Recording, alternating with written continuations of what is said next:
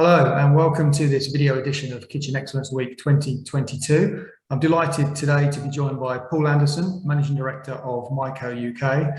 Paul is here to chat about developments in the warewashing market and the role that energy efficient solutions are likely to play in the sector moving forward. Hi there, Paul. I first wanted to kick off by just finding out if you've seen any really significant changes to attitudes towards warewashing post-COVID. Post-COVID, yes, Andrew, there is a heightened awareness towards hygiene. People are making very considerate choices towards what they consider to be the best appliances in achieving not just clean, but hygienically clean. Yeah, we have seen a big upturn in that. Great. Cost management is probably one of the big focus areas right now for food service operators. How do you think that is impacting the way that they're managing their warewashing fleets? Well, significantly at the moment, with the cost of everything going through the roof. I mean, every part of the business is going up, you know, your M&E, your electric, your water, your gas. So cost management is critical. Simplicity would be the best use of the machine, you know, making sure that the operators use them correctly. You know, don't leave them on when you don't need to use it. You know, turn it off. The right chemical, using the right setting, loading it properly. You know, don't load it half full if you've got other items to put in. You know, depending what the items are, don't mix glass with china, etc. But, you know, cost management is key. Then, of course, you look at the initial capex and opex of the equipment in terms of how much you pay, what's the equipment you want to buy. Is that the right piece of equipment for your business? People are really focusing towards the best and considered decision for what's right for that site. Yeah, sure. Okay. So it sounds like there are a lot of things companies can do of their own accord just to make sure they're managing those costs. Yeah.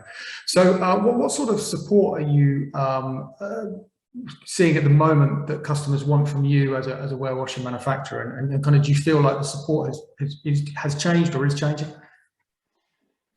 It's a great question. I mean, in terms of support, I mean, we lead very heavily on our service, and we're increasing the amount of engineers in our service division exponentially, because we've seen a massive increase in terms of service support, delivery, the backup, the speed of support, first time fix. Because of the environment and the cost implications in terms of cost management, there's a closer line now between should you repair equipment and maintain it, or should you replace it.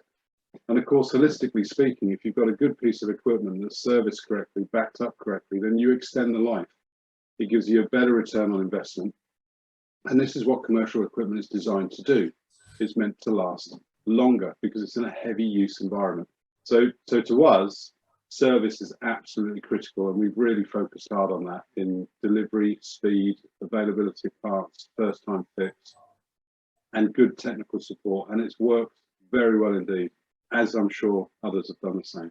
And you as a business have invested significantly in creating warewashing solutions that are extremely energy and water efficient for a number of years now.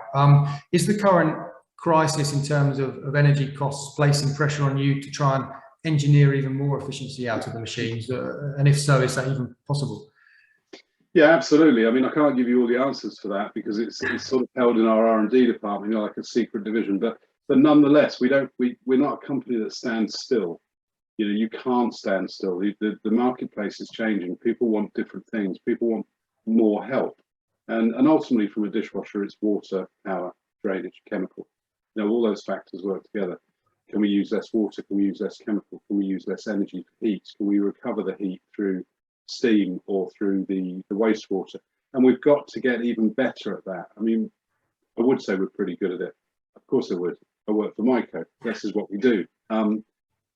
But nonetheless, we've got to be better. And if you look at businesses like the Energy Technology List that are looking to list other products, which at the moment they're considering warewashing and combis, then it's making the market more aware to the energy efficient products that would be available, the top 25% of products. So it gives the customer more clarity in terms of what they need to invest in, because the longer term is a better investment. It might be slightly dearer at the beginning point, but you've got to look at a long term. You know, the pieces of equipment from our side and other manufacturers, they're not a 3-month period of equipment. They're 7, 8, 10, 12, 15 years. So you've got to look at the longer term.